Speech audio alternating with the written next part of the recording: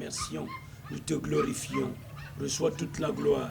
Adorable Père, ce matin, nous sommes ici pour écouter ta parole qui est vivante et efficace. Parle à nos cœurs, bénis-nous, fortifie-nous, que toute la gloire te revienne, dans le nom de Jésus-Christ. Amen. Bonjour à tous, bienvenue à cette dévotion. Aujourd'hui, c'est un jour extraordinaire, un jour de bénédiction. Vois-tu, nous sommes en train de terminer le chapitre 53 d'Ésaïe. Et nous méditerons aujourd'hui le verset 12.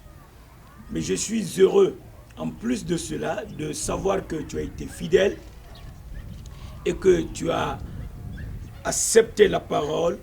Et je suis convaincu que cette parole qui est vivante et efficace est à l'œuvre dans ta vie. Que l'Éternel te garde. Nous sommes en cette fin d'année. C'est bon que tu puisses avoir tes marques bien fixées. C'est bien que tu fasses deux choses. Être reconnaissant en te souvenant des choses que Dieu a faites dans ta vie et aussi de savoir que le Dieu qui t'a délivré, il est fidèle et il veut continuer à te soutenir, à pourvoir à tes besoins. Alors, ce matin, en ouvrant donc notre Bible, nous lisons au verset 12 d'Ésaïe 53, « C'est pourquoi je lui donnerai sa part avec les grands, il partagera le butin avec les puissants. » Merveilleux. Je voudrais saisir cela avant de continuer pour relever deux choses concernant le nom de Jésus, concernant la dignité accordée à Christ. Et il est bon de souligner cela d'abord, avant de continuer, avant de savoir ce qu'il a fait, avant de passer en revue tout ce qu'il a fait. Nous allons donc marquer une pause dans Philippiens le chapitre 2 et le verset 8. La parole de Dieu déclare, « Il s'est humilié lui-même, se rendant obéissant jusqu'à la mort, même jusqu'à la mort de la croix. C'est pourquoi aussi Dieu l'a souverainement élevé. » Souviens-toi de cela. Souverainement élevé et lui a donné le nom qui est au-dessus de tout nom. Dieu l'a souverainement élevé et lui a donné le nom qui est au-dessus de tout nom, afin que, au nom de Jésus, tout genou fléchisse dans les cieux, sur la terre et sous la terre, et que toute langue confesse que Jésus-Christ est le Seigneur, à la gloire de Dieu le Père. J'insiste sur ce fait. Voilà ce que tu dois retenir. Le nom de Jésus-Christ est au-dessus de tout nom. Pourquoi? Parce que Dieu l'a souverainement élevé. Il a été élevé. Et il a été souverainement élevé. Il a été très élevé. Donc, il a le nom qui est au-dessus de tout nom. C'est très important de savoir que le nom de Jésus, il est supérieur, il est au-dessus de tout nom. Et non seulement il est au-dessus de tout nom, mais en ce nom, tout genou, dit la parole de Dieu, fléchit. Toute langue confesse que Jésus-Christ est Seigneur. Mais voyons voir, tout genou fléchit où? Dans les cieux, sur la terre et sous la terre. Dans ces trois espaces, dans ces trois mondes, dans les cieux, sur la terre et sous la terre, le nom de Jésus règne. Et son nom règne à tel point que tout genou fléchit devant le nom de Jésus-Christ. Et toute langue confesse que Jésus-Christ est Seigneur. C'est important de savoir ça. C'est pour cela que nous avons le nom de Jésus sur nos lèvres. Parce que son nom a été souverainement, son nom est élevé au-dessus de tout nom. Lui-même l'a été souverainement élevé et son nom est en haut rang. Son nom est au-dessus de tout nom dans les cieux, sur la terre et sous la terre. Ce n'est pas tout.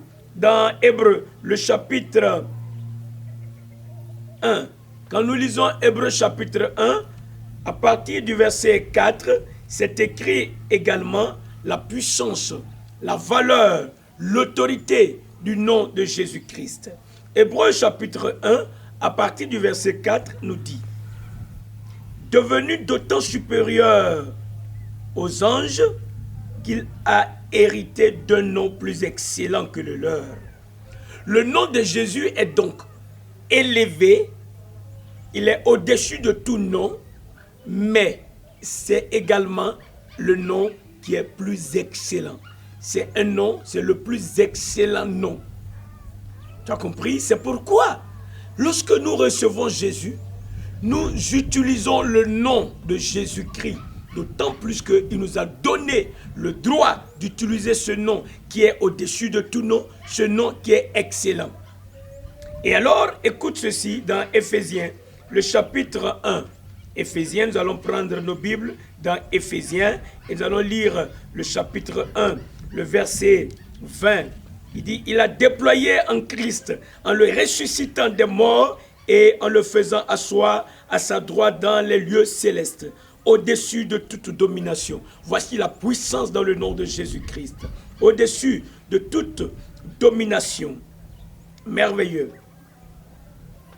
Au-dessus de toute autorité, de toute puissance, de toute dignité et de tout nom qui se peut nommer. Son nom est au-dessus de tout nom qui se peut nommer. Son nom est au-dessus de tout nom qui se peut nommer. L'as-tu entendu? Réjouis-toi donc. Tu as le nom de Jésus. Si tu as cru en lui, tu as son nom. Son nom est au-dessus de tout nom qui se peut nommer.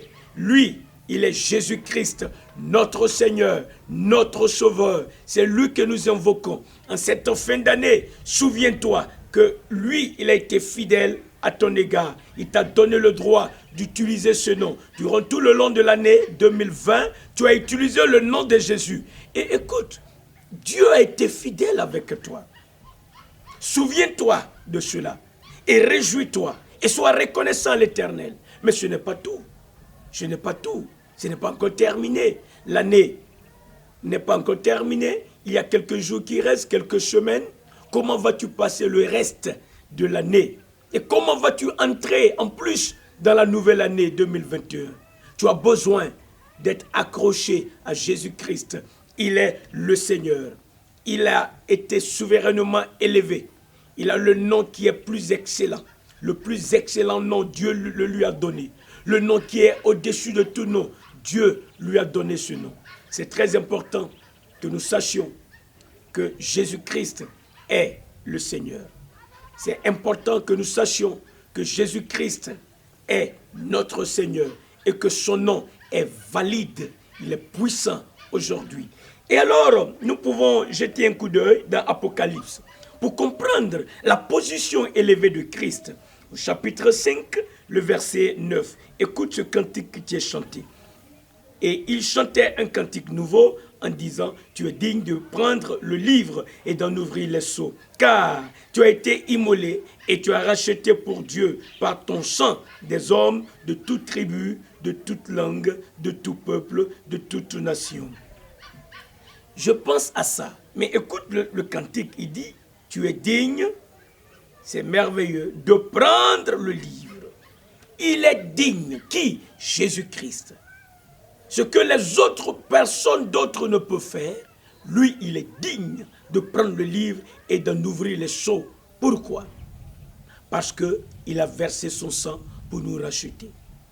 Alors, Ésaïe, le prophète, en parle. Dans le verset 12, lorsque nous lisons: c'est pourquoi je lui donnerai sa part avec les grands, il partagera le butin avec les puissants. Nous comprenons 4 raisons qui sont énumérées. La première, parce qu'il s'est livré lui-même à la mort. Le prophète Ésaïe en parle comme une des raisons pour lesquelles Dieu l'a souverainement élevé. Lui a donné le nom qui est au-dessus de tout nom. Il lui a donné la dignité. Ce qu'il a fait. Lui-même, il s'est livré à la mort. N'oublie pas ça. La raison pour laquelle tu as besoin de Christ, c'est celle-là. Il s'est livré lui-même à la mort. La deuxième raison dont Ésaïe parle, et il a été mis au nombre des malfaiteurs.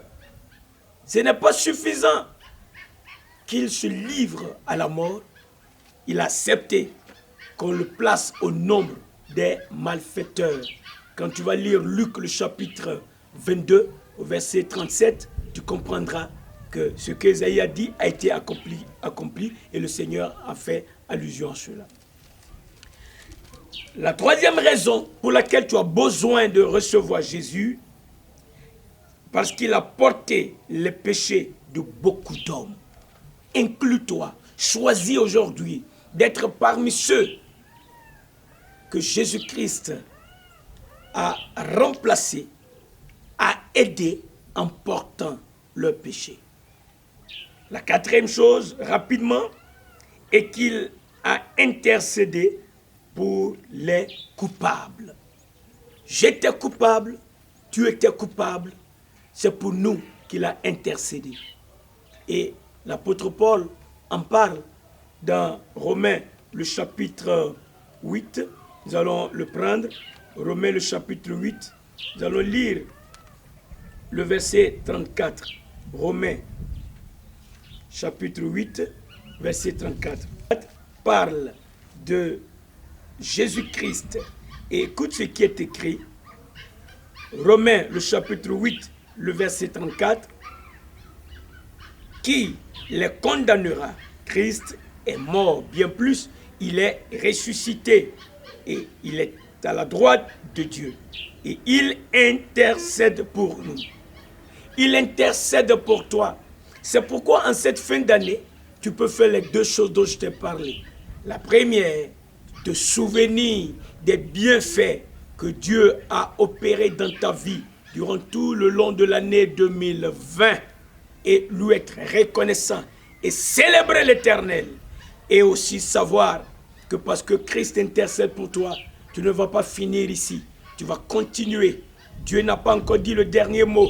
Dieu a toujours compassion de toi. Il va ouvrir de nouvelles portes pour toi. Il va te soutenir. Il va te fortifier. Il va te bénir. Et donc tu vas rentrer, terminer d'abord cette année 2020 dans la victoire et rentrer dans l'année 2021 dans le plan de Dieu pour accomplir la volonté de Dieu. Prions le Seigneur. Recommandons nos vies à l'Éternel. Toi qui n'as pas encore reçu Christ, l'appel t'est lancé. Tu as vu 4 raisons pour que tu reçoives Christ. Qu'attends-tu? Viens maintenant, il est temps que tu le reçoives. Parce que lui, il s'est livré lui-même pour toi. Lui, il a porté tes péchés. Lui, il a été compté, il a accepté d'être compté parmi les méchants. Et lui, c'est lui qui intercède pour toi. Prions. Père Saint, nous te remercions parce que tu n'as pas changé. Tu es le même hier, aujourd'hui, éternellement. Combien nous te remercions pour ta grande bonté manifestée à notre égard. Durant l'année 2020, tu as étendu ta main pour sauver, pour guérir, pour bénir, pour pourvoir, pour donner la paix. Maintenant que nous tendons vers la fin de cette année, nous voulons te dire merci Seigneur. Merci Père pour ta grande fidélité. Et nous nous recommandons à toi, car nous savons que nous sommes maintenant acquis pour toi. Nous sommes ton peuple, un peuple élu, un sacerdoce royal. Et notre mission sur la terre, c'est d'annoncer tes vertus pour que ceux qui sont encore dans les ténèbres puissent sortir et venir à la lumière. Merci pour les miracles, les prodiges, les guérisons que tu opères dans nos vies et à travers nous, dans le nom de Jésus-Christ. Amen. Amen.